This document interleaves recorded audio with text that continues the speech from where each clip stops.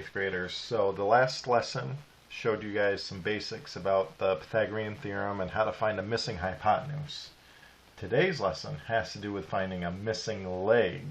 Alright, so remember, the Pythagorean theorem states that a squared plus b squared equals c squared, where a and b are the legs of the triangle, c is the hypotenuse. Alright, so I've got this triangle here. It has a hypotenuse of 10. Alright, let's say feet. So let's imagine this is like, I don't know, something I'm building, like a cement foundation, and I want to make sure I get a right angle.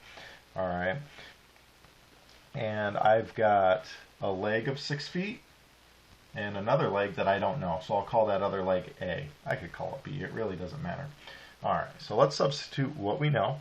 Alright, we don't know what A is, so we'll leave that as A squared plus B squared, which is 6, so 6 squared, equals my hypotenuse squared, which is 10 squared. Alright, now let's actually evaluate some of these.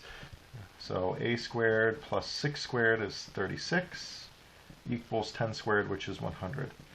Alright, so we need to solve this equation. Now the first thing we need to do is we need to undo this addition.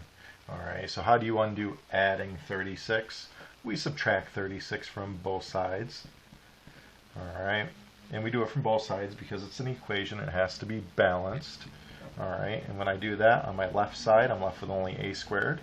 On my right side I am left with 64. Ooh, I didn't even realize I picked a nice number.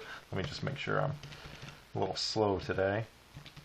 Alright, now to undo a squared, or to get a alone, we need to take the square root of both sides.